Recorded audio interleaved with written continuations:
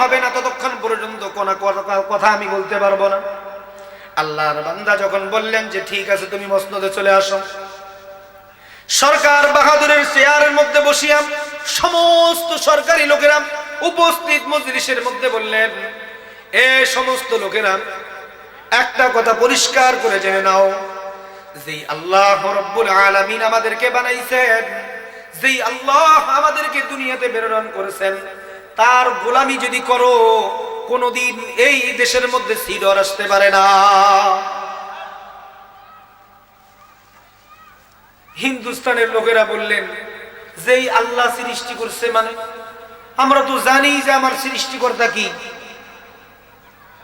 ঈশ্বর। আমার সৃষ্টিকর্তা হলো কি আল্লাহ, বলতে তো কিছুই জানি না। তখন বললেন যে দেখো, যদি আল্লাহ তাআলাকে গোলাম, আল্লাহ তাআলাকে যদি গোলাম হয়ে যদি তুমি দুনিয়াতে চলতে পারো, যেই আল্লাহ আমাদেরকে বানাইছেন তার দাসত্ব যদি পালন করতে পারো, দুনিয়ার সমস্ত কিছু তোমার পায়ের নিচে চলে আসবে। বলেন সুবহানাল্লাহ। বললেন যে কি খাবো? যে বলা হয় এতটুকু আলোচনা আমার, যদি আল্লাহর কোরআনকে সামনে রেখে অগ্রসর হই, এই কোরআন আমাদেরকে তামাম কিছু থেকে হেফাজত করবে। সুবহানাল্লাহ। ওই সন্তান বললেন যে হুজুর, কথা হলো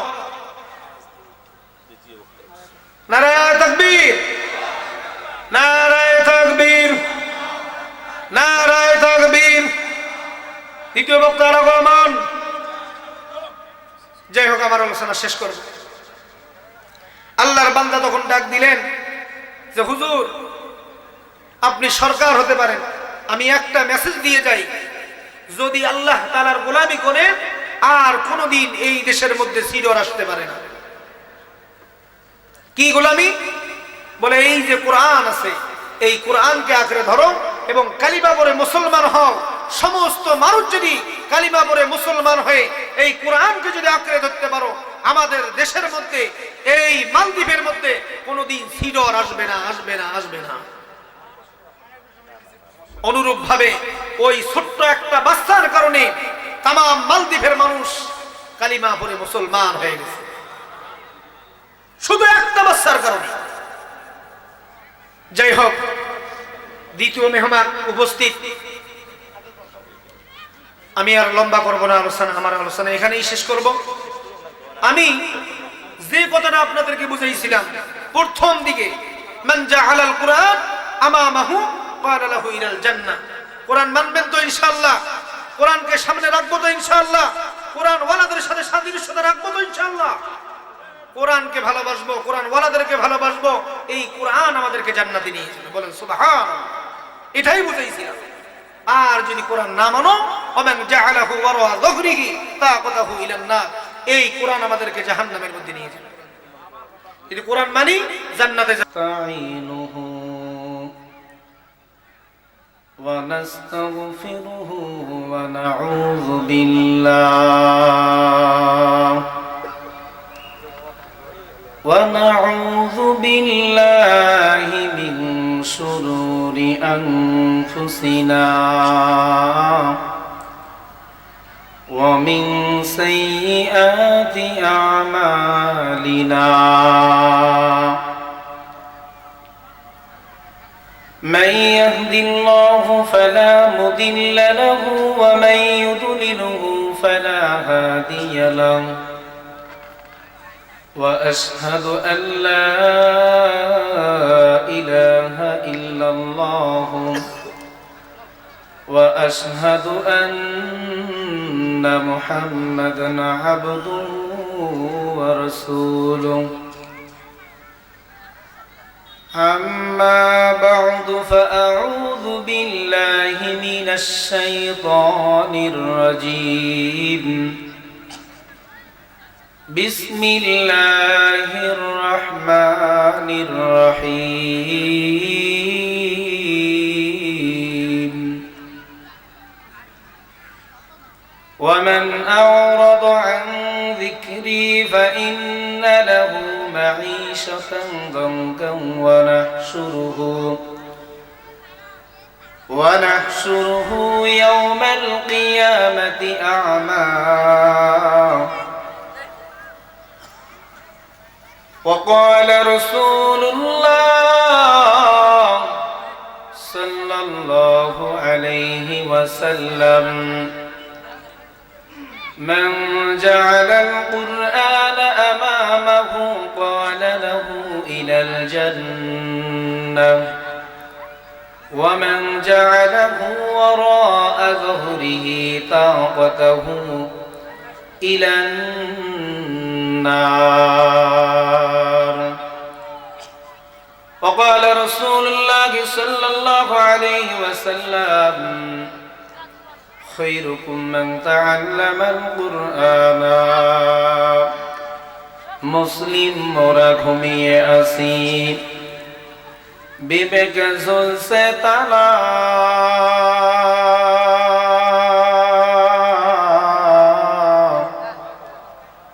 রক্তে মোদের শীতল হয়েছে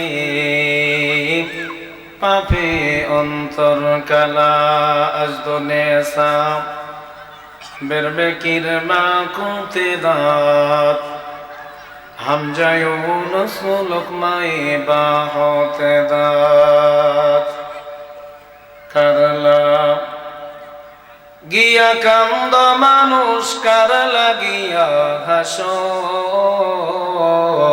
করলা গিয়া কান্দ মানুষ কার লাগিয়া হাসো ওরে যে তোমারে করুণ সৃজন ওরে যে তোমারে করুণ সৃজন তারি ভুলে আসো করলা গিয়া কান্দ মানুষ কার লাগিয়া হাসো সবাই জবান খুলে একটু জিকির করি লা ইলাহা লা ইলাহা লা ইলাহা ইল্লাল্লাহ জোরে লা ইলাহা লা ইলাহা ইল্লাল্লাহ লা ইলাহা ইল্লাল্লাহ লা ইলাহা ইল্লাল্লাহ লা ইলাহা ইল্লাল্লাহ হাসবি রব্বি জাল্লাল্লাহ মা ফি কলবি গায়রুল্লাহ আনতা মাওজুদ ইয়া আল্লাহ লা ইলাহা ইল্লাল্লাহ লা ইলাহা ইল্লাল্লাহ লা ইলাহা ইল্লাল্লাহ মুহাম্মাদুর রাসূলুল্লাহ সাল্লাল্লাহু আলাইহি ওয়াসাল্লাম। নীলুর খামার কাইটারি দারুস সুন্নাহ আদর্শ নুরানী হাফিজিয়া মাদ্রাসার হাফেজ ছাত্রদের পাগড়ি প্রদান উপলক্ষে এক বিশাল তাফসীরুল কোরআন মাহফিল। আজকের এই মাহফিলের সম্মানিত সভাপতি জনাব কাজী মাওলানা মুশাররফ হোসেন, অধ্যক্ষ সর বারাইটারি আলিম মাদ্রাসা ভুরুঙ্গামারি কুড়িগ্রাম। মাহফিলের প্রধান অতিথি জনাব মোহাম্মদ হারিসুল বারি রনি ভাই। প্রধান মেহমান জনাব মোহাম্মদ খালেদুল হক, প্রতিষ্ঠাতা সুমনম গ্রুপ ভুরুঙ্গামারি কুড়িগ্রাম। আজকের এই মাহফিলটা আমরা পেয়ে খুশি না বেজার? জোরে আওয়াজ দিয়ে বলেন, খুশি না বেজার? যে লোকগুলোর নাম এখানে লেখা হয়েছে, আজকে তো প্রধান মেহমান যিনি, প্রধান বক্তা যিনি, উনি একজন আলোড়ন সৃষ্টিকারী বক্তা। মুফতি আল আমিন সাইফি সাহেবকে সবাই চেনেন, ওনার সুমধুর কণ্ঠে ওয়াজ শুনবেন আপনারা। তার আগে আমি একজন নগণ্য গুনাহগার, গলা ভাঙা মানুষ, এই দিকের এলাকার মানুষ আমি নই। আমার বাড়ি হলো উলিপুর, তবে একটা কথা মনে রাখতে হবে, আমার নাম আমজাদ হোসাইন সরকার। এই এলাকার ভোটের নাই দরকার, আমি একাই সরকার। কথা কোন ঠিক কিনা? আমি কিন্তু সরকার হিসেবে আপনার কাছে আসছি। আবার মাননীয় প্রধান উপদেষ্টা মনে করেন না, আমি আমজাদ হোসেন সরকার। তো আপনাদের সম্মুখে আমি কোরআনুল কারীম থেকে সূরা তাহা 124 নম্বর আয়াত তেলাওয়াত করেছি এবং অসংখ্য হাদিস থেকে নিয়ে একখানা হাদিস তেলাওয়াত করেছি। কোরআন এবং হাদিস থেকে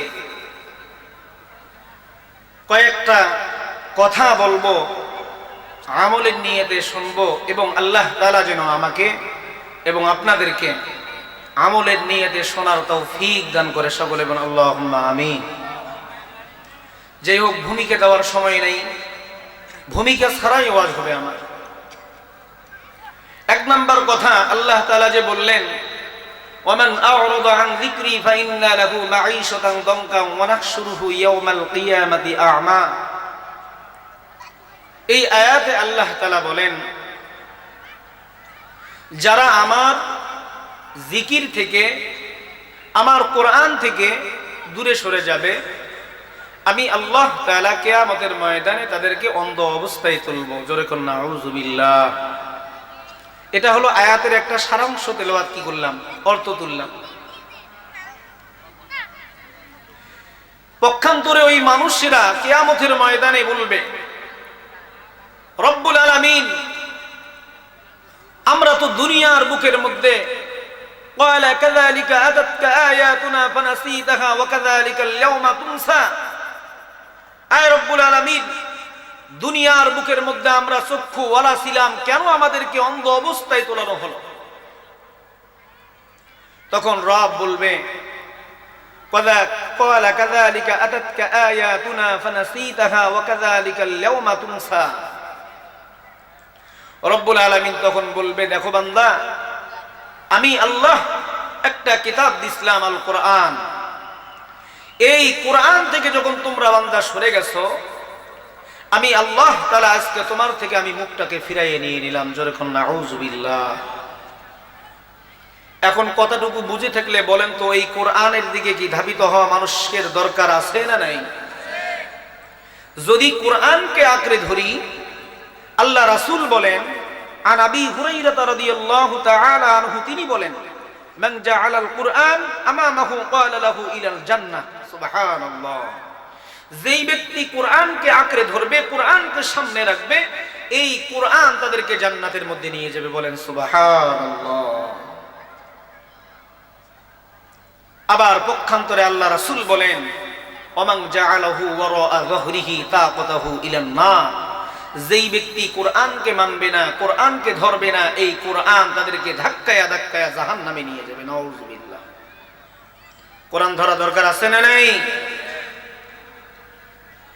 যদি কোরআনকে ধরার নিয়ত থাকে, আমি কোরআন পড়তে জানি না, অন্ততপক্ষ হলো কোরআন ওয়ালাদের সাথে আমরা কি ভালো একটা সম্পর্ক রাখি। যারা কোরআনকে মহব্বত করে না, কোরআন ওয়ালাদেরকে দেখতে পারে না, আল্লাহ রাসূল বলেন, ওমান জাআলাহু ওয়ারাআ যহরিহি তাকাতাহু ইলান নার। ওই কোরআন তাদেরকে ধাক্কায়া ধাক্কায়া জাহান্নামের মধ্যে নিয়ে যাবে। নাউযুবিল্লাহ।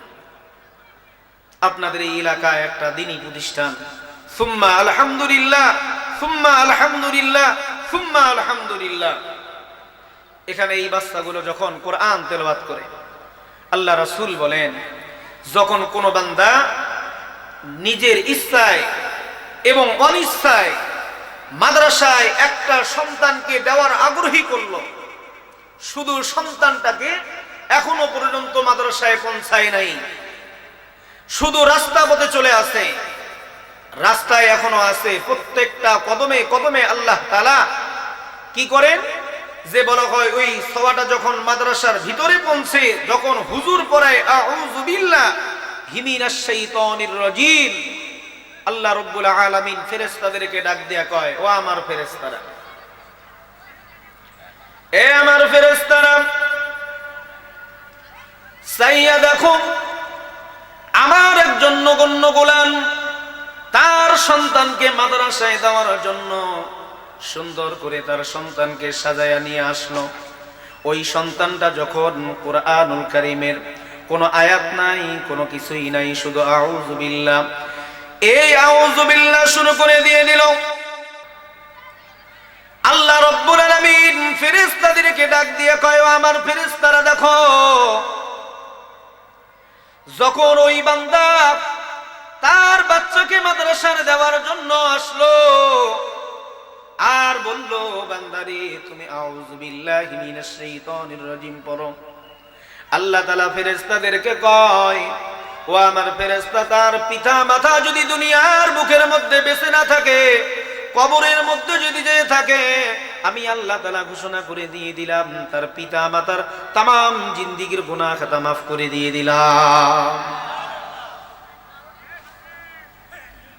যখন ওই ছোট্ট সন্তান যখন বলে বিসমিল্লাহির রহমানির রহিম, এই আওয়াজটা যখন তোলে আর বলে আলিফ লাম মিম, এই আয়াতগুলো যখন শুরু করে দিয়ে দেয়, আল্লাহ রাসূল বলেন ওই সন্তানটা শুধু এতটুকু শুরু করেছেন, অসংখ্য অগণিত ফেরেশতা তার দুই ঠোঁটের মধ্যে চুম্বন দেওয়ার জন্য পাগল পারা হয়ে যায়।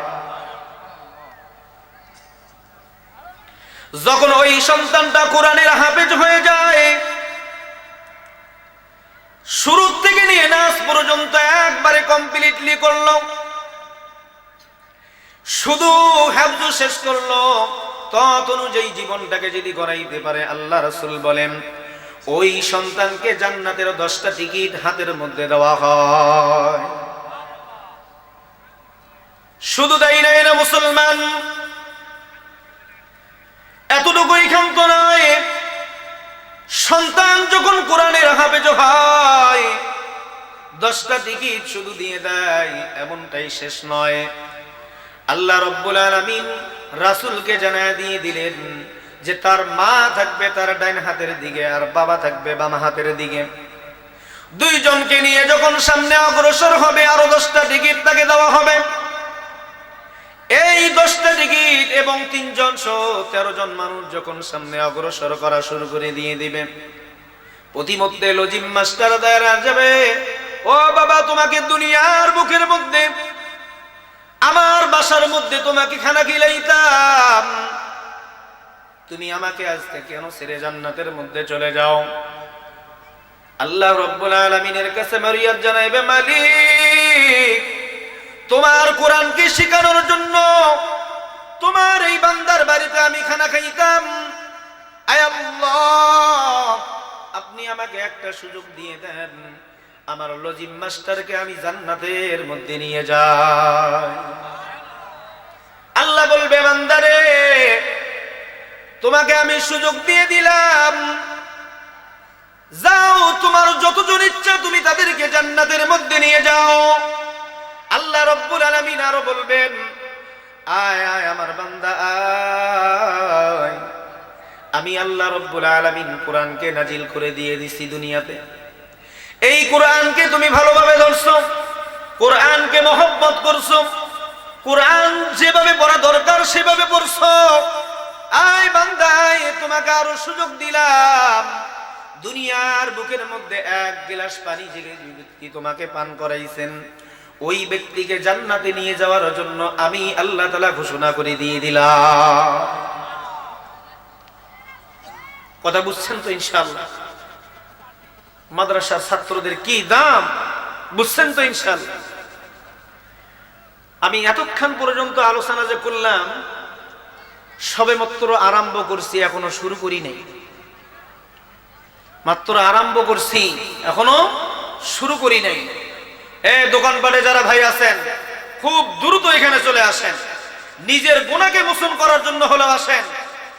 ভাই, দুনিয়াতে এমন পাগল পারা মানুষ হয়ে গেছে, যেমন ক্যান্সারেই পরিণত হয়ে গেছে। তার একটা উদাহরণ দিলে বুঝতে পারবেন আপনারা মানুষের ভিতরে ক্যান্সার কেমন করে পয়দা হয়। এক বন্ধু থাকে বিদেশের বাড়িতে। কোথায়? যুবক দাদা কথা বলতে হবে, কোথায় থাকে? বিদেশের বাড়িতে। বিদেশের বাড়িতে বেনসন সিগারেট খাইতো। কি সিগারেট? Benson cigarette. এর বাড়ি হলো গ্রামের মাঝখানে বাড়ি। আশেপাশে যেই দোকানগুলো আছে বেনসন সিগারেট কেনে না, কারণ খায় না মানুষ। আর এর তো নিশা হলো বেনসন সিগারেট খাওয়া নিশা। গ্রামের দোকানে খুঁজি করছে, বেনসন সিগারেট পায় না। রাস্তার এক কিনারার মধ্যে দাঁড়ায় আছে, দেখে এক বন্ধু চলে আসতেছে, তার উপরের প্যাকেটের মধ্যে একটা বেনসন সিগারেটের প্যাকেট রাখছে। বন্ধু এবার আবেগের ঠেলায় বন্ধুকে ডাকছে, বন্ধু তুই আমাকে চিনিস না? বলে না তো, তোকে আমি চিনি না। বলে চিনিস আর না চিনিস পরের কথা, আগে আমাকে সিগারেট। আবেগের ঠেলায় পকেট থেকে সিগারেটের প্যাকেট নিয়ে দেখে ওখানে আর বেনসন সিগারেট নাই, জলিল বিড়ি। কি দেখে? জলিল বিড়ি। আসলে মুসলমান উপরে দেখাই আমরা মাদ্রাসাকে মহব্বত করি, হুজুরকে মহব্বত করি, কোরআনকে মহব্বত করি, কোরআন ওয়ালাদেরকে মহব্বত করি, কিন্তু তলে তলে ঘুতাঘুতি আমাদের দেশে এইরকম লোক আছে না নাই? অবশ্যই অবশ্যই মনে করব, বাংলার জমিনে তোমরা যদি বেঁচে থাকতে চাও, এক নম্বর কথা হলো কোরআনকে মহব্বত করো, হাদিসকে মহব্বত করো, তাহলে তোমার জীবনটা হবে এমন একটা জীবন, এই জীবন নিয়ে আখিরাতেও শান্তি, দুনিয়াতেও শান্তি হবে। কথা বলেন ঠিক কিনা? এই জন্য মুসলমান মাদ্রাসাকে দেখতে পারো না, হুজুরকে দেখতে পারো না। হুজুর তোমার বাড়িতে কোনোদিন জাসি দাওয়াত নেয় নাই। কথা বলেন ঠিক কিনা? কথা বুঝতে হবে। যাই হোক, এতক্ষণ পর্যন্ত আপনার সাথে মুজাকারা করলাম, এখন আমার আলোচনা শুরু। আমি যে বলছিলাম কোরআনকে মহব্বত করলে এই কোরআন জান্নাতের মধ্যে নিয়ে যাবে। এখন বলেন তো, কোরআন যদি আমাদেরকে জান্নাতে নিয়ে যায়, আমাদের টেনশন আছে? কোনো টেনশন নেই। এখন জান্নাত যে যাব, জান্নাত যে যাব, জান্নাত যে যাব, প্রত্যেকটা হুজুর বলে জান্নাত জান্নাত জান্নাত। জান্নাতটা কত বড়, এই জান্নাতটা কত বড়, এটা জানার দরকার আছে না? জান্নাতটা কেমন হবে এটাও জানার দরকার আছে। আল্লামা সাব্বির আহমদ উসমানী রহমতুল্লাহ আলাইহি ফজলুল বারী নামে একটা কিতাব আছে, এই কিতাবের মধ্যে আলোচনা করছে। কি আলোচনা করলে? আল্লাহর নবীজি দাঁড়ায় আছেন, জিবরাইল আমিন একই দিনে আল্লাহর হাবিবের কাছে 24 বার আসছে। বলেন সুবহানাল্লাহ। অথচ হাদিস শরীফে স্পষ্ট রওয়ায়াত বলা যায়, কিতাবের মধ্যে পাওয়া যায়, একজন নবীর কাছে যুগে যুগে যত নবী আসছিলেন तमाम নবীর কাছে, কারো কাছে 3 বার, কারো কাছে 7 বার, কারো কাছে 24 বার, কারো কাছে 20 বার, 100 বার, এইরকম করে আসছে। কিন্তু জনাবে রাসূলুল্লাহ সাল্লাল্লাহু আলাইহি ওয়াসাল্লামের কাছে যতদিন পর্যন্ত আল্লাহ তাআলা তার হায়াত দিবেন, এই হায়াতের ভিতরে 24,000 বার জিবরাইল আমিন আল্লাহ রাসূলের কাছে আসছেন। সুবহানাল্লাহ। একদিন যখন দেখলেন যে 24 বার জিবরাইল আমিন আমার কাছে আসছে, আল্লাহর নবী বা জিবরাইলকে ডাক দেয়, জিবরাইল তুমি আমার কাছে একই দিনে 24 বার আসছো, বলো তো জিবরাইল তোমার বাড়িটা কোথায়? কোথায় বাড়িটা কোথায়? আমাকে একটাবার জানায় দিয়ে দাও। আল্লাহর নবীজি এই প্রশ্ন করার সাথে সাথে জিবরাইল আমিন এবার ডাক দেয়, নবী গো, ইয়া রাসূলুল্লাহ, ইয়া হাবিবাল্লাহ, আপনি যে দুইটা প্রশ্ন করছেন, দুইটার মধ্যে একটা উত্তর দিতে পারবো, আর একটার উত্তর আমি রাসূল দিতে পারবো, নবী আমি দিতে পারবো না।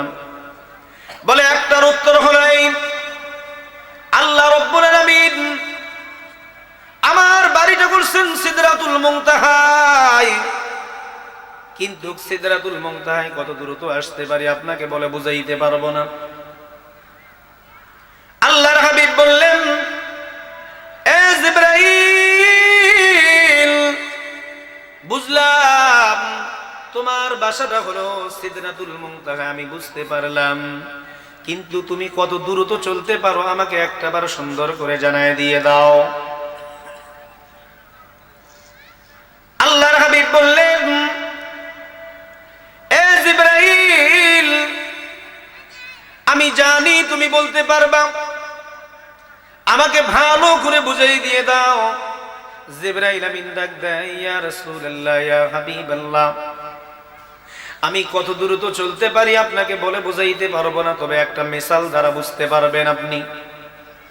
সেই মিসালটা হলো, মিশরের জমিনে ইউসুফ পয়গম্বরের ভাইয়েরা যখন ইউসুফ আলাইহিস সালাতু ওয়াস সালামকে যখন কুয়ার মধ্যে ছেড়ে দিয়ে দিয়েছেন, এমন তো মুহূর্তে আমার আল্লাহ আমাকে ডাক দিয়ে কয়, ও জিবরাইল, তুমি আর দেরি করো না, আর দেরি করো না, আমার নবী বিপদের মধ্যে পড়ে গেছে, তুমি এই সিদরাতুল মুনতাহা থেকে নিয়ে এক দৌড় দিয়ে যা আমার নবীকে তুমি বাঁচাইবা।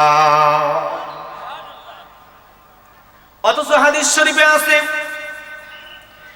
জমিন থেকে প্রথম আসমান পর্যন্ত ৭০০,০০০ বছরের রাস্তা, প্রথম আসমান থেকে নিয়ে সিদরাতুল মুনতাহা ৭০০,০০০ বছরের রাস্তা। জিবরাইল আমিন বলতেছেন, ইয়া রাসূলুল্লাহ, ইয়া হাবিবাল্লাহ, ১৪০০,০০০ বছরের রাস্তা। সিদরাতুল মুনতাহায় যখন আমি অবস্থিত, সেই মুহূর্তে আমার আল্লাহ আমাকে ডাক দিয়ে বললেন, জিবরাইল, তুমি আর দেরি করো না, আর দেরি করো না, যাও, আমার নবী বিপদের মধ্যে পড়ে গেছে, এক দৌড় দিয়ে চলে যাও। নবীকে ডাক দিয়ে বলতেছেন, ইয়া রাসূলুল্লাহ, ইয়া হাবিবাল্লাহ। সেই মুহূর্তে আমি সিদরাতুল মুনতাহা থেকে নিয়ে এক দৌড় দিয়ে এসে মিশরের জমিনে এসে ওই কুয়ার তল দেশের মধ্যে আমার একটা ডানা বিছায়া দিছিলাম। বলে যখন আমি ডানাটা বিছায়া দিছিলাম, ইউসুফ পয়গম্বর আলাইহিস সালাতু ওয়াস সালাম আমার ডানার উপরে ছিল। আমি তখন ওখান থেকে একবারে উঠাইলাম।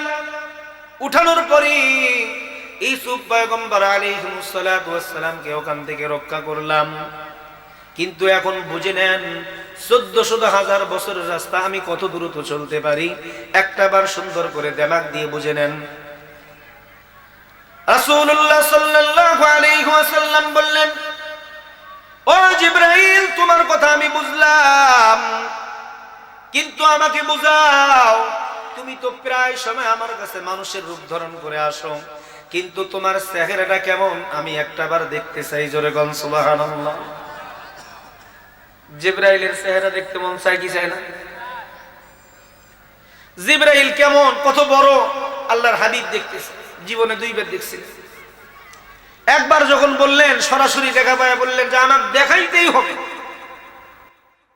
তখন বললেন, ইয়া রাসূলুল্লাহ, ইয়া হাবিবাল্লাহ, আমি যে আমার চেহারাটাকে দেখাবো, এই ক্ষুদ্র পৃথিবীর মধ্যে, এই জমিন থেকে নিয়ে আসমান পর্যন্ত এই জায়গার মধ্যে আমার মতো জিবরাইলের জায়গা আসবে না। জোরে বলেন সুবহানাল্লাহ। তাহলে জিবরাইলের চেহারাটা কত বড় হবে।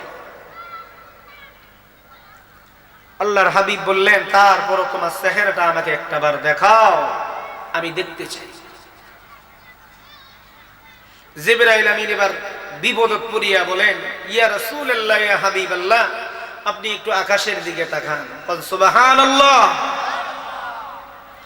জিবরাইল আমিন আকাশের দিকে যখন গেলেন, আর আল্লাহ রাসূল সাল্লাল্লাহু আলাইহি ওয়াসাল্লাম আকাশের দিকে একটাবার তাকাইলেন। তাকায়া দেখেন, দিনের বেলা তামাম জমিনটা অন্ধকার হয়ে গেছে, আকাশটা অন্ধকার হয়ে গেছে। একটু পর আবার দিনের মতো হয়ে আল্লাহ রাসূলকে প্রশ্ন করতেছেন, ইয়া রাসূলুল্লাহ, ইয়া হাবিবাল্লাহ, আমার চেহারাটা কি আপনি দেখতে পারছেন? আল্লাহর হাবিব বলেন, না, তোমার তো আমি চেহারা দেখতে পারিনি, জমিনটা অন্ধকার দেখলাম, আকাশটা অন্ধকার দেখলাম, তোমার তো চেহারাটা আমি দেখতে পারলাম না। জিবরাইল আমিন বললেন, ইয়া রাসূলুল্লাহ, ইয়া হাবিবাল্লাহ, যেই সিদরাতুল মুনতাহা থেকে জমিনে আসি আমি, আল্লাহ রাব্বুল আলামিন আমার শরীরের মধ্যে এমন একগুলো ডানা দিয়ে দিবেন, এই ডানাগুলো হলো যে বলা হয় ৭০টা ডানা, ৬০০০ ডানা আমার শরীরের মধ্যে আল্লাহ তাআলা ফিট করে দিয়ে দিছে। বলে একটা ডানার পরিমাণ কত? বলে একটা ডানার এত বড় লম্বা।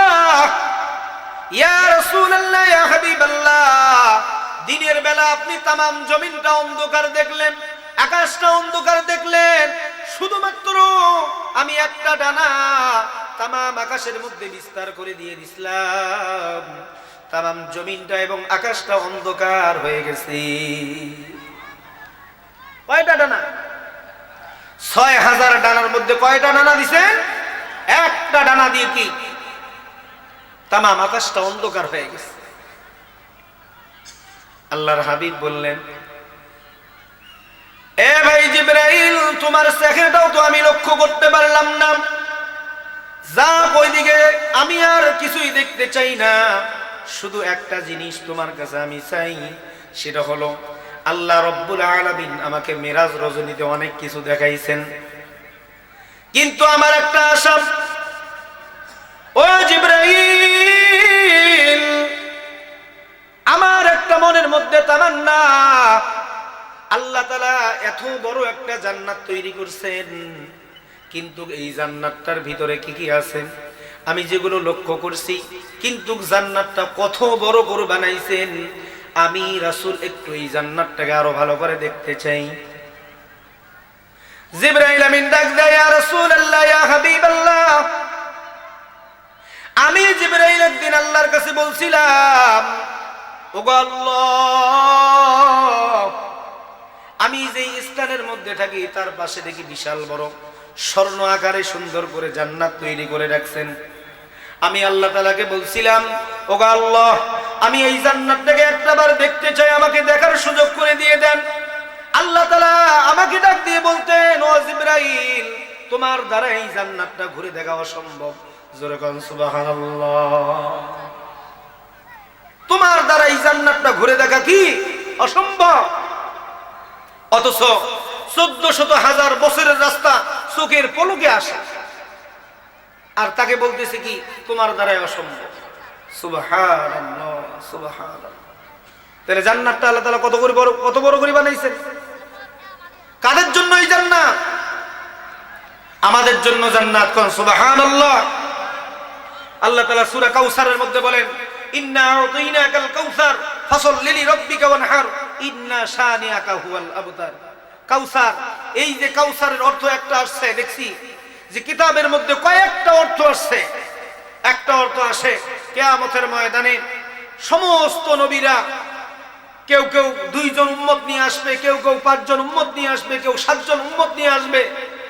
যখন আমার নবী উপস্থিত হয়ে দেখবেন যে মূসা পয়গম্বর আলাইহিমুস সালাতু ওয়াস সালামের উম্মত হলো 6 লক্ষ উম্মত নিয়ে ওখানে কিয়ামতের ময়দানে হাজির হয়ে যাবে, আমার নবী অবাক হয়ে যাবে। হায়, আমার উম্মতেরা না জানি কতগুলো হয় বা কতগুলো কম হয়, মনে হয় মূসা পয়গম্বর আলাইহিমুস সালাতু ওয়াস সালামের উম্মতই মনে হয় বেশি হবে, কারণ 6 লক্ষ উম্মত নিয়ে উপস্থিত।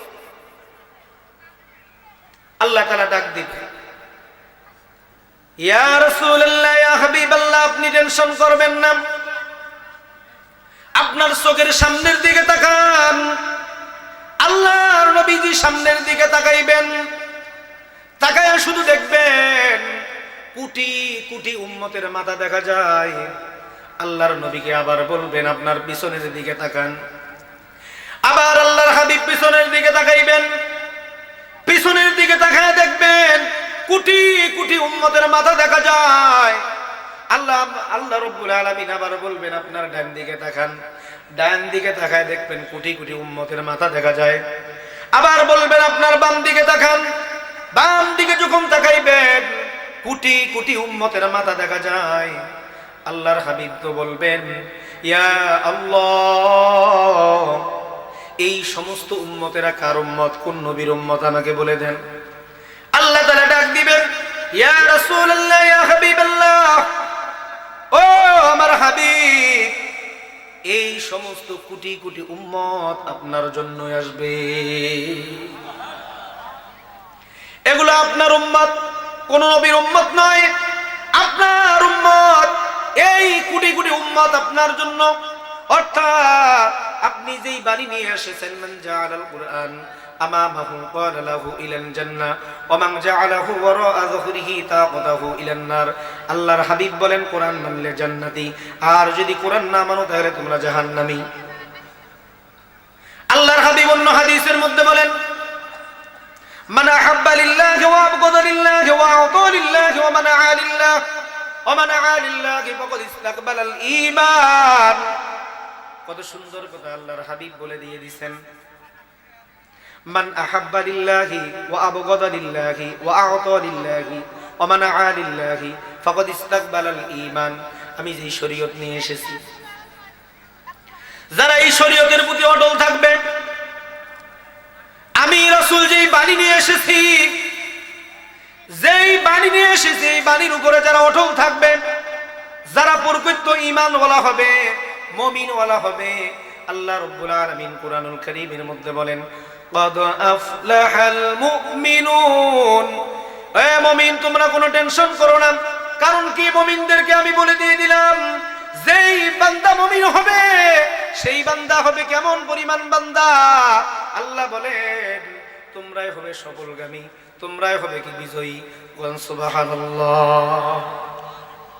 কার ঘোষণা? আল্লাহ তাআলার ঘোষণা। আল্লাহ তাআলা পক্ষান্তরে অন্য আয়াতের মধ্যে বলেন, আল্লাযীনা হুম ফী সালাতিহিম খাশিউন। বান্দারে, নামাজের মধ্যে যখন নম্র হয়ে যাও, আল্লাহর দিকে যখন ঝুঁকিপূর্ণ হয়ে যাও, আল্লাহ তাআলা তখন ডাক দিবে, বান্দারে তুমি যখন আমার দিকে ঝুঁকিপূর্ণ হয়েছো, আমার দিকে যখন অগ্রসর হয়েছো বান্দা, আমি আল্লাহ তাআলা আর বসে থাকতে পারি না, তোমার দিকে দুই হাত অগ্রসর হয়ে যায়। সুবহানাল্লাহ।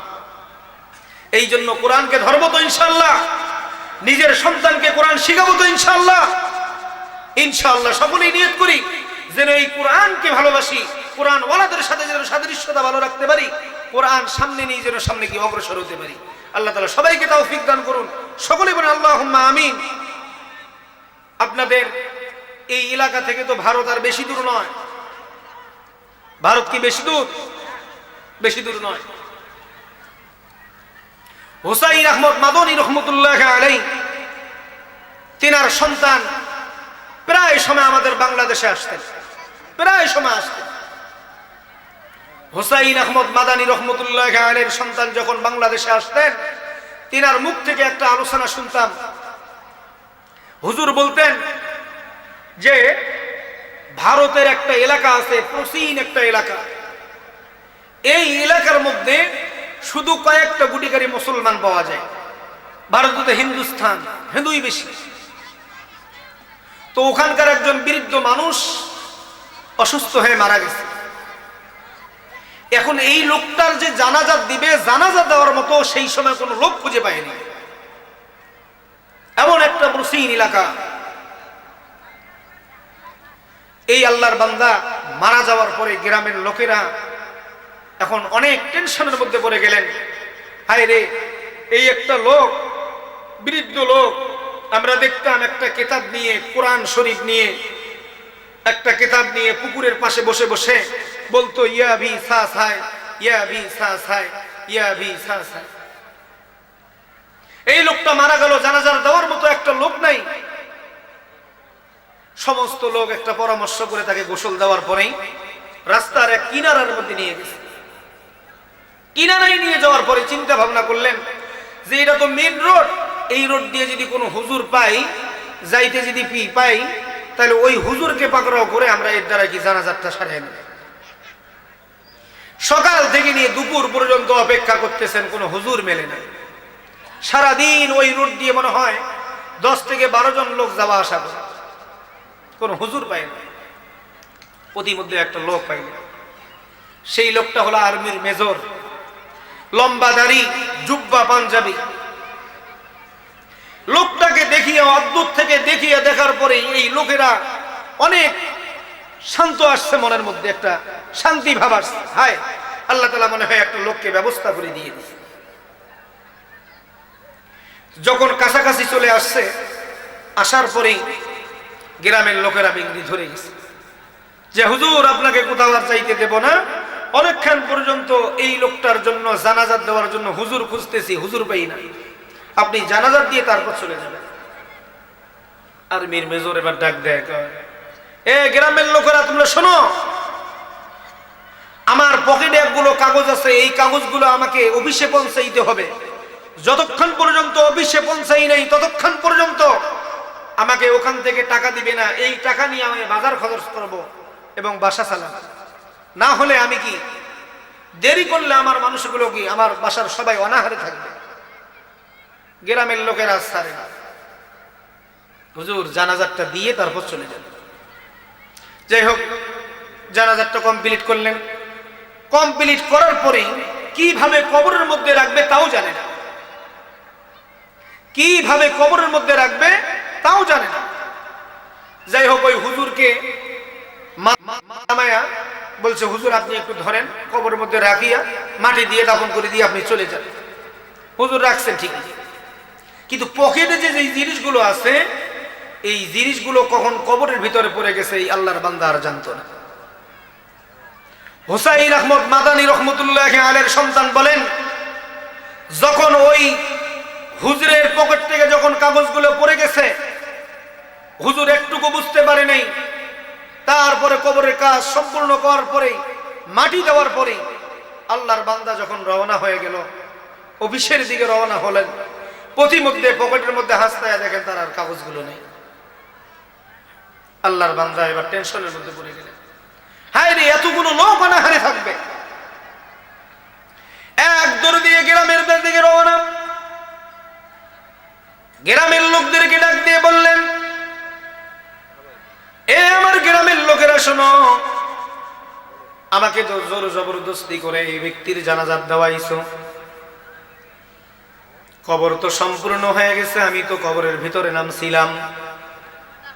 আমার মনের মধ্যে একটা আন্দাজ হয়, আমার এই পকেট থেকে কবর কাগজগুলো মনে হয় কবরের মধ্যে পড়ে গেছে। তাড়াতাড়ি এই কবরটা খনন করো। কবরটাকে খনন করিয়া তাড়াতাড়ি কাগজগুলো দেওয়ার ব্যবস্থা করো। গ্রামের লোকেরা ডাক দিয়ে বললেন, হুজুর আমরা তো মূর্খ মানুষ, এখন কবরটা খনন করা যাবে কিনা আমরা তো জানি না। এখন আপনারা বলেন তো, এই কবরটা এখন খনন করা যাবে কি যাবে না? গ্রামের লোকেরা এখন কি কোথায় যাবেন? মেম্বারের কাছে, চেয়ারম্যানের কাছে, উপদেষ্টার কাছে? বলে না না, এদের কাছে যে এরা তো মাসালা দিতে পারবে না। মাসালা দিবে কারা? যারা ওই ছোট্টবেলা থেকে কোরআন শরীফ সুন্দর করে আঁকড়ায় ধরত, কোরআন শরীফের পরে পরে হাদিস, একবারে দাওরা হাদিস শেষ, মুফতিয়ানা শেষ, একে যা তুমি সুন্দর করে মাসালাটা জিজ্ঞাসা করো, সুন্দর করে ওই আল্লাহর বান্দা তোমাকে উত্তর দিয়ে দিবে।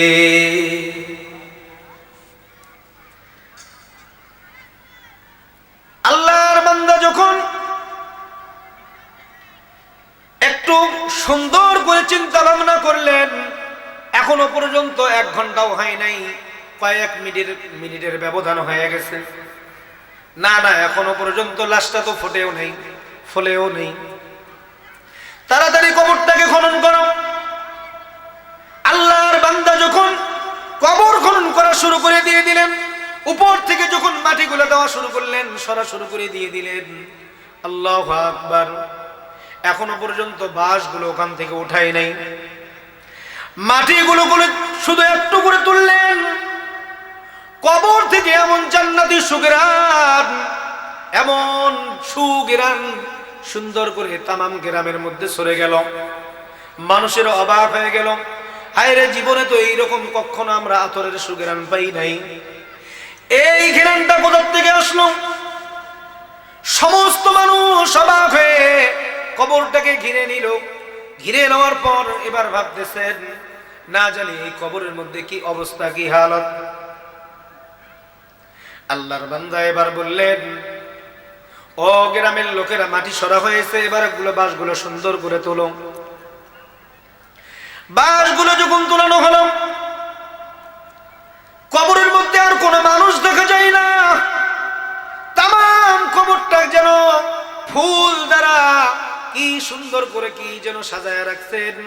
তামাম কবরটা শুধু সুগরান আর সুগরান। সমস্ত লোক অবাক হয়ে গেছেন, কি ব্যাপার? এই কবরের মধ্যে তো আমরা লাশ রাখছিলাম, লাশ তো আর দেখা যায় না। তামাম কবরটাকে কে এই ফুল দ্বারা সুন্দর করে সাজাই গৃহীত রাখে দিল? আর ওই হুজুর তাকায় দেখেন, তার পকেটের মধ্যে যে কাগজগুলো ছিল, এই কাগজগুলো কে জানি কবরের এক পাশের মধ্যে সুন্দর করে উসায়া করে রাখতেন।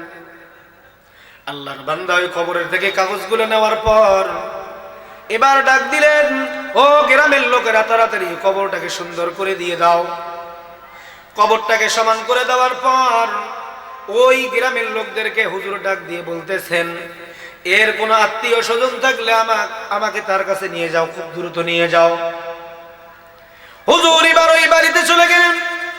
বাড়িতে যাওয়ার পর দেখেন তার কোনো স্ত্রী নাই, তার শুধু একটা কন্যা সন্তান বাড়ির মধ্যে আছে। বাইরে থেকে সুন্দর করে ডাক দিলেন, কে মা ঘরের মধ্যে আছো? মা, একটা বার আমার কথার উত্তর দিয়ে দাও গো মা। ও মা, তোমার বাবা দুনিয়ার বুকের মধ্যে কোন আমল করত মা, যার কারণে আল্লাহ রাব্বুল আলামিন তার কবরটাকে জান্নাতেই পরিণত করে দিয়ে দিছে? মাগো, কোন আমল করতো মা, আমাকে জানাই দিয়ে দাও। ঘর থেকে উত্তর আসেন, হুজুর আমার বাবা কোন দুনিয়ার বুকের মধ্যে তেমন কোনো ভালো কাজ করে নাই, 5 ওয়াক্ত নামাজ যথা সময় পড়তো, আর ওই সিগিয়ার মধ্যে একটা কিতাব আছে, এই কিতাবটা সুন্দর করে দিনের ভাগে নিয়ে নিত, আর পুকুরের বাসে যায় বলতো, ইয়া বিসাসাই ইয়া বিসাসাই ইয়া বিসাসাই ইয়া বিসাসাই। আমার আব্বা কোরআন শরীফ পড়তে জানতো না। আল্লাহর বান্দা এবার ডাক দিয়ে বললেন, কোন কিতাবটা আমাকে দেখায় দাও। আল্লাহর বান্দি বললেন, ওই সিকিয়ার মধ্যে আছে, আপনি নিয়ে নেন। আল্লাহর বান্দা যখন সিকিয়ার থেকে কোরআন শরীফটা নিয়ে নিলেন, নেওয়ার পর সুন্দর করে কাপড় দিয়ে মোড়া দেখলেন। দেখার পর কাপড়টা সুন্দর করে দেখেন, এটা আর অন্য কোনো কিতাব নয়, এটা সেই মালিকের কিতাব যেই কোরআনকে মানলে মানুষ জান্নাতে চলে যায়। এই আল্লাহর বান্দা কোরআনকে ভালোবাসতো, এই কোরআনের বদৌলতে আল্লাহ তাআলা তাকে জান্নাতি মেহমান হিসেবে কবুল করে নিয়ে নিছে। আল্লাহর বান্দা অবাক হয়ে যায়, হায় রে, দুনিয়ার বুকের মধ্যে দেখলাম অনেক মানুষ টাকার দিকে লোভে পড়ে মানুষ চলে যায়, টাকা কিভাবে ইনকাম করা যায় এই দিকেই মানুষ কি ধাবিত হয়। কিন্তু কোরআন এমন একটা মধুর বাণী, আল্লাহর হাবিব বলেন, যেই ব্যক্তি কোরআনকে এক নজর দেখাইবেন আল্লাহ তাআলা তার গুনাহকে মাফ করে দিয়ে দিবেন। যেই ব্যক্তি কোরআনকে ভালোবাসবেন, কোরআনকে বুকে রাখবেন, আল্লাহ তাআলা বলেন, ওই বান্দাকে আমি এমন পুরস্কার দিয়ে দিব। আল্লাহর হাবিব হাদিসে কুদসির মধ্যে বলেন, ওই ব্যক্তিকে ওই কোরআন জান্নাতের মধ্যে নিয়ে যাবে। কোরআনকে সামনে রাখবো না পিছনে রাখবো? কোরআনকে সামনে রাখবো ইনশাআল্লাহ, ইনশাআল্লাহ। এই জন্য রাসূলুল্লাহ সাল্লাল্লাহু আলাইহি ওয়াসাল্লাম বারবার বলতেন, খায়রুকুম মান তাআল্লামাল কুরআনা, খায়রুকুম মান তাআল্লামাল কুরআনা, খায়রুকুম মান তাআল্লামাল কুরআনা। যে ব্যক্তি কোরআন শিখে এবং অন্যকে শিক্ষা দেয়, তার তুল্য এবং তার থেকে উত্তম ব্যক্তি এই দুনিয়াতে আর কেউ হতে পারে না। কথা বলেন ঠিক কিনা? বাংলার কথা কি বলা হয়েছে এখানে? বাংলার কথা উল্লেখ করা হয়নি, এখানে বলা হয়েছে খায়রুকুম মান তাআল্লামাল কুরআনা ওয়া আল্লামা। তোমাদের মধ্যে সর্বোত্তম ওই ব্যক্তি যে ব্যক্তি কোরআন শিখছে এবং অন্যকে শিক্ষা দিয়েছে। এই জন্য প্রত্যেকটা মুসলমান আমাদের উচিত হলো, আমরা কোরআন শিখতে জানি নাই, কোরআন পড়তে জানি না, কোরআনের ওয়ালাদের সাথে আমরা সাদৃশ্যতা ভালো রাখবো, কোরআনকে ভালোবাসবো, কোরআন সামনে নিয়ে অগ্রসর হব, দেখবো এহকালেও শান্তি পরকালেও শান্তি। কথা বলেন ঠিক কিনা? আপনাদের কি ঘুম ধরছে নাকি? ঘুমান না। এই যে সৌদি আরব, যেই সৌদি আরব থেকে হাজার হাজার কোরআন শরীফ আমাদের দেশে আসে, সৌদি আরবে এক আল্লাহর বান্দা, ছোট্ট মানুষ, 11 বছর বয়স, এই কোরআনকে মহব্বত এমন করে করতেন যে বলা হয় ওই সৌদি আরব থেকে নিয়ে মালদ্বীপের দিকে রওনা হয়েছে। মালদ্বীপের নদীর মধ্যে এমন একটা সিডর হয়েছে, সিডরে তামাম লঞ্চটা ডুবে সমস্ত মানুষ মারা গেছে। শুধু একটা সন্তান আল্লাহ তাআলা কি টিকায় রাখছেন। সেই সন্তানটা হলো যে বলা হয় 11 বছর বয়সী একটা বাচ্চা, কোরআনের হাফেজ। জোরে বলেন সুবহানাল্লাহ। কত বছর বয়স? 11 বছর। মালদ্বীপের জেলেরা দেখলেন যে কি ব্যাপার, সমস্ত লোক ডুবে মারা গেছেন, আর একটা সন্তান কাঠের মধ্যে ভাসতেছেন। এই সন্তানকে নেওয়ার জন্য জেলেরা, অর্থাৎ মাঝিরা, জেলেরা বলতে কি মাঝিরা, একটা নৌকা নিয়ে সামনে অগ্রসর হয়ে ওই বাচ্চাটাকে উদ্ধার করলেন। অথচ মালদ্বীপের সেই সময় ছিল ইহুদি এবং নাসারা খ্রিস্টান, ওখানে কোনো মুসলিম মানুষ ছিল না। সমস্ত মানুষেরাই হিন্দুস্তান যাকে বলা হয়, সমস্ত মানুষেরা কি হিন্দু ছিল, খ্রিস্টান ছিল। আর সেই যুগে একটা রেওয়ায়েত ছিল, ছোট ছোট বাচ্চাদেরকে বাজারের মধ্যে বিক্রি করায় দিত। জেলেরা যখন দেখলেন যে এই বাচ্চাটা যদি ওখান থেকে নিয়ে আসা যায়, মোটামুটি আলহামদুলিল্লাহ অনেক টাকা কি বিক্রি করতে পারবো, বাসায় নিয়ে আসার পর সুন্দর করে গোসল দেওয়ার পরে পোশাক আদি কি সুন্দর করে পরাইয়া দিছে। কিন্তু জেলেরা জানতো না যে এরা কি কোরআনের হাফেজ। জানতো কি? তারা জানতো। সেই বাচ্চাটাও বলে নাই যে আমি একজন কোরআনের হাফেজ। জেলেরা সুন্দর করে সাজায়া বাজারের মধ্যে তুলছেন। বাজারে তোলার পরে সবাই এসে দাম করতেছেন, বাচ্চাটার দাম কত কত কত কত, অনেক জনে অনেক দাম বলতেছে। কিন্তু এদিক মধ্যে একজন মহিলা দেখেন যে সুন্দর একটা ফুটফুটা সন্তান দেখা যায়। সেই মহিলাটাও হিন্দু, তার কোনো ছেলে সন্তান নাই, এবং তার ঘরের মধ্যে একটা ছোট্ট সন্তান আছে, সেটা হলো মেয়ে একটা সন্তান আছে, ওটাও হলো কি 11 বছর বয়সী। এখন এই মেয়েটাই ভাবতেছেন এই বাচ্চাটার যতই দাম হোক না কেন আমি টাকা দিয়ে ক্রয় করে নিয়ে যাব। যাই হোক আলহামদুলিল্লাহ ক্রয় করে নিয়ে গেছেন। নিয়ে যাওয়ার পরে বাড়ির মধ্যে রাখছেন। কিন্তু হিন্দু মহিলা জানতো না যে কোরআনের হাফেজ। আল্লাহু আকবার, আল্লাহু আকবার কন্যা। হিন্দু মহিলাটা দিন যায় দিন যায় দিন যায় দিন যায়, কিন্তু হিন্দু মহিলাটা তাকায় দেখেন কি জানি এই বাচ্চাটা দিনের বেলা এবং রাত্রি বেলা মুখ দিয়ে জপে, কিন্তু আমি বুঝতে পারি না। সুবহানাল্লাহ। আল্লাহর বান্দি যখন তাকায় দেখলেন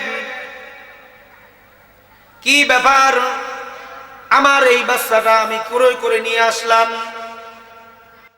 কি জানি মুখ দিয়ে উচ্চারণ করে, কি জানি বলে, আমি তো বুঝতে পারি না। আল্লাহর বান্দা এবার ডাক দিয়ে বলেন, মা তুমি কি টেনশন করো মা? এ মা কোনো টেনশন করিও না, আমি যেটাই জবি না কেন তুমি ওটা বুঝতে পারবে না। না না, তোমার বোঝারও দরকার নাই। এদিক মধ্যে দিন যায় দিন যায়, কয়েকদিন যাওয়ার পরে, কয়েক মাস যাওয়ার পরে দেখেন একদিন মা রাত্রি বেলায় হাউমাউ করে কান্না করা শুরু করে দিয়ে দিচ্ছেন। রাত্রি বেলায় যখন হাউমাউ করে কান্না করেন, এই কোরআনের হাফেজ এক দূর দিয়ে যে মার কাছে গিয়ে উপস্থিত হলেন। ওগো মা তুমি কান্না করো কেন? ও মা তুমি কান্না করো কেন, আমাকে বলে দাও। মা এবার ডাক দিয়ে বললেন, বাবা তোমার এখনো পর্যন্ত বোঝার বয়স হয় নাই, তোমাকে আমি কি বুঝাবো? বলে না মা আমাকে বুঝায় দাও, ছোট্ট হলে হবে কি, বোঝার ক্ষমতা আমারও আছে মা। মা এবার ডাক দিয়ে বললেন, এ বাবা আমার মালদ্বীপের মধ্যে এমন একটা রেওয়ায়াত আছে, প্রতি বছরেই এমন একটা মাসেই 1 তারিখে এমন একটা সিডর হয়, এই সিডরের মধ্যে অনেক লোক সংখ্যা মারা যায়। কিন্তু গত কয়েক বছর থেকে আমাদের সরকার একটা সুন্দর করে লিস্ট করছে যে এটা বন্ধ করা যায় কিভাবে। লিস্ট করার অর্থ হলো যে 11 থেকে 12 বছর এবং 15 বছর বয়সী যেই মেয়েগুলো থাকবে, এই মেয়েগুলোকে মন্দিরের মধ্যে রাখা হবে। যদি মন্দিরের মধ্যে রাখা হয়, ওই মেয়েরা ওখান থেকে বাঁচানোর কোনো আর রাস্তা খুঁজে পায় না। আল্লাহর বান্দি যখন দেখলেন প্রতি বছরে একটা করে মেয়ে মন্দিরের মধ্যে রাখেন, যদি 11 বছর থেকে নিয়ে 12 বছর, 13 বছর, 15 বছর পর্যন্ত একটা মেয়েকে যদি কই মন্দিরের মধ্যে রেখে দেওয়া হয়, তাহলে ওই দেশের মধ্যে আর সিডর হয় না। মা এবার সন্তানকে ডাক দেয়, এ বাবা, প্রতি বছরে এক ঘর থেকে এরকম করে মেয়ে নিয়ে যায়, কিন্তু এবার আমার মেয়ের নাম উঠছে, আমার মেয়েকে এবার ওই মন্দিরের মধ্যে রাখা লাগবে। মা এবার ডাক দিয়ে বলে, বাবা, আমি মা হয়ে কেমন করে সহ্য করি, আমার এই কলিজার টুকরা মেয়েটাকে কেমন করে মন্দিরের মধ্যে রাখবো? রাত্রি বেলায় ওর জানটা নেওয়ার পর সকালবেলা লাশ নিয়ে আসতে হয়, আগামীকাল আমার মেয়েকে নিয়ে যাবেন। সেই জন্য রাত্রিবেলায় গভীর রাত্রে এমন করে কান্না করতেছি, আল্লাহ, আমরা তো আল্লাহ মানি না, ঈশ্বর মানি, আমরা তো খোদা মানি, আমরা তো এইরকম করে কি মালিককেও ডাকতে জানি না, তবে আমার মেয়েটাকে কেড়ে নিবে, আমরা সহ্য করতে পারবো না। আমি মা হয়ে কেমন করে সহ্য করব? এই টেনশনে কান্না করতেছি। কোরআনের হাফেজ এবার ডাক দিয়ে কয়, মা, ও মা, আপনার কোনো টেনশন করা লাগবে না। আমার আল্লাহ রব্বুল আলামিন আমার সিনার মধ্যে এমন একটা কিতাব দিয়ে দিয়েছেন, মা, আমার বোনকে আপনি নানার বাড়িতে পাঠিয়ে দেন। যেই স্থানে আমার বোন চলে যাবে, সেই স্থানে যাওয়ার আগেই আমাকে মেয়ের ওই বোনের পোশাকগুলো সুন্দর করে পরায় দিবেন, পরায় দিয়ে মেয়ে সাজায়া করে তো রাখি দিবেন। আগামীকাল যখন সরকারি লোক আসবে, এই সরকারি লোকেরা যখন আমাকে নিয়ে যাবে, আমি তখন ওখানে চলে যাব, মা, তুমি কোনো টেনশন করো না। আল্লাহর বান্দি এবার বলতেছেন, বাবা, অনেক টাকা খরচ করে তোমাকে ক্রয় করছি, না না, তোমাকে আমি পাঠাবো না। মেয়ে যখন বড় হবে, মেয়ে যখন বিয়ে দিব, তখন তো অন্যের ঘরে চলে যাবে, কিন্তু এ বাবা, তোমাকে যখন আমি হারাবো, তখন আমি কাকে নিয়ে থাকবো? আল্লাহর বান্দি এই জিনিসগুলো বুঝাইতেছেন, কিন্তু আল্লাহর বান্দা আর বোঝে না। এ মা, তুমি আর দেরি করো না, তাড়াতাড়ি আমাকে ওখানে নিয়ে যাও, আর আমার বোনকে তুমি নানার বাড়িতে পাঠিয়ে দিয়ে দাও। দেখি কোন জিন্নাতের সারা রাত আমাকে ধ্বংস করেন, কোন মন্দিরে আমাকে ধ্বংস করেন। এ মা, তুমি তো জানো না, আমার বুকের মধ্যে এমন একটা কিতাব আছে মা, এই কিতাবের শক্তির তুল্য পৃথিবীর বুকের মধ্যে আর কোনো শক্তি থাকতে পারে না। কোরআনের উপরে শক্তি আছে আর করো শক্তি না। আল্লাহর বান্দি তারপরও কলিজার টুকরাকে কি ছেড়ে দেয় না? কারণ কি, ছেলে নেই, মেয়ে গেলে কি অন্যের বাড়িতে চলে যাবে, কিন্তু ছেলে গেলে ছেলে কোথায় পাবো আমি? তারপরে ছেলেটা অনেক জেদ করতেছে, না মা, তুমি তাড়াতাড়ি কি পাঠায় দাও। যাই হোক, ছেলেটার জেদেই মেয়েটাকে পাঠায় দিচ্ছে। সরকারি লোক আগামীকাল চলে আসে। আসার পরেই এবার কি করলেন, যে দেখেন সুন্দর ফুটফুটে সুন্দর কি মেয়ের পোশাক পরে পরিধান করে কি মেয়ে সাজিয়ে আছে, কিন্তু সরকারি লোকেরা জানতো না যে এটা মেয়ে।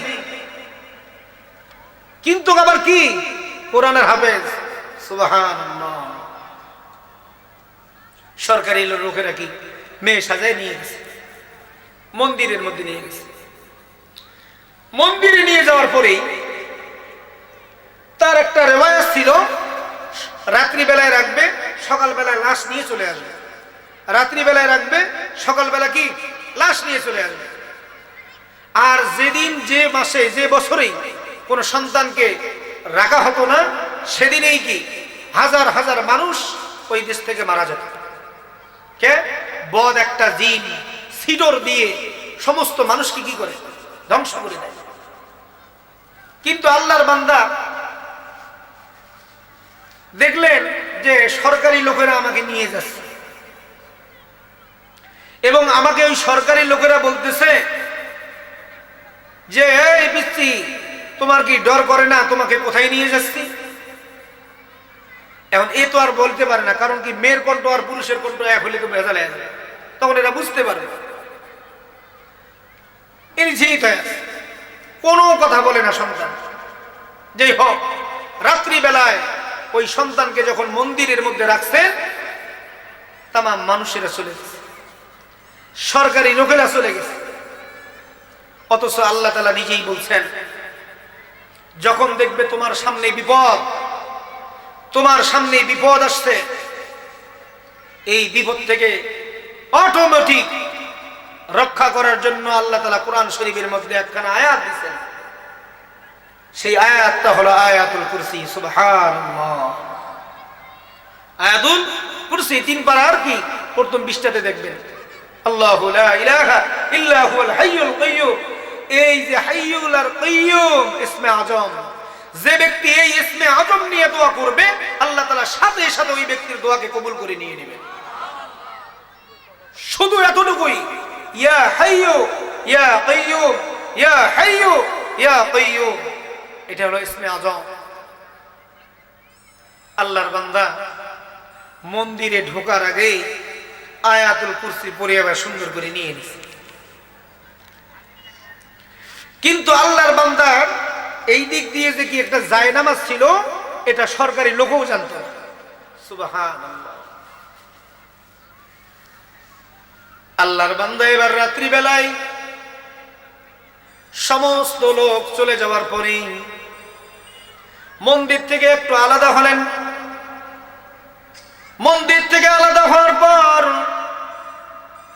ওই ছোট্ট সন্তান জায়নামাজটা বিছাইয়া 2 রাকাত নফল নামাজ পড়লেন।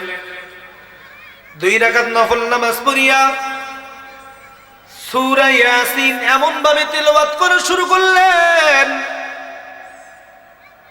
সূরা ইয়াসিন এমন ভাবে তেলাওয়াত করা শুরু করলেন, যেই দিক থেকে জিনের একটা কি আসতো, সিডর আসতো। আল্লাহর বান্দা তাকায় দেখেন ওই জায়গাটা এমন কালো হয়ে গেল, এমন ভাবে ধুধু মরুভূমির মতো, এমন ভাবে মনে হয় একজনকে খাইতে আসতেছে, এমন ভাবে আসতেছে। ছোট্ট সন্তান কোরআনের হাফেজ, কোনো ভয় পায় না। শুরু ওই ছোট্ট সন্তানটা ইয়াসিন ওয়াল কুরআনিল হাকীম তেলাওয়াত করতেছেন, তেলাওয়াত করতেছেন, তেলাওয়াত করতেছেন। আল্লাহর বান্দা এই রকম করে তেলাওয়াত করার পর অটোমেটিক দেখেন আর কোনো মেঘ নাই, আর কোনো কি আলো নাই, আর কোনো অন্ধকার নাই, আর কোনো ভয় ভীতির কোনো আশঙ্কা নাই। এবার সরকারি লোকেরা দেখলেন যে সকালবেলা যে ওই ব্যক্তির লাশ নিয়ে আসবেন, সকালবেলা আসে দেখে যেই সন্তানকে যেভাবে রেখে গেছেন ওই সন্তানটা ওই অবস্থায় ওখানে অবস্থিত আছে। জিনের আর কোনো আসর করতে পারে নাই, সিডর কোনো আসে নাই, সবগুলো শান্ত হয়ে গেছে। সরকারি লোকেরা অবাক হয়ে গেল, কি ব্যাপার, প্রতি বছরই আমরা কি সকালবেলা এখান থেকে লাশ নিয়ে যাই, আজকে কেন লাশ নাই, কোথায় গেল লাশ, কোথায় গেল লাশ? কিন্তু এই সন্তানটাকে যে অবস্থায় এখানে রাখতাম অনুরূপ ভাবে সেই অবস্থায় এখানে আমরা কি আবার পাইলাম, জেন্তা অবস্থায় পাইলাম। এই খবরটা এবার সরকারের কাছে গেল। সরকারের কাছে যাওয়ার পর সরকার এবার বাহাদুর বলতেছেন যে কি ব্যাপার, কি হয়েছে বলো। সরকারি লোকেরা বলতেছে, হুজুর আমরা গত রাত্রে এই অবস্থায় রাখছিলাম, অক্ষত অবস্থায় আবার ফিরে পাইলাম। সরকার বাহাদুর বলতেছে, ওই সন্তানকে তাড়াতাড়ি নিয়ে আসো, আমি তার সাথে মুজাকারা করব। কোরআনের হাফেজ যখন সরকারি মসনদের মধ্যে চলে গেলেন, সরকারকে এবার ডাক দিয়ে বললেন, কিছু প্রশ্ন থাকলে বলুন, আপনি কিছু প্রশ্ন থাকলে আপনি বলুন। সরকার বলতেছে, সন্তান বলো তো গত রাত্রে কি হয়েছে, আমাকে সুন্দর করে বলো। কোরআনের হাফেজ এবার ডাক দিয়ে বলতেছেন, এ সরকার বাহাদুর, তুমি থাকবা মসনদে, আমি থাকবো নিচে। না না, এইভাবে কথা বলা যায় না। তোমার মসনদ থেকে তুমি ওঠো, ওই মসনদে আমাকে বসতে দাও, কি হয়েছে সবগুলো ব্যাখ্যা বিশ্লেষণ বলবো। সরকার তো অবাক হয়ে গেছে। এই পিস্তি আবার বলে কি, এই পিস্তিরা বলে কি,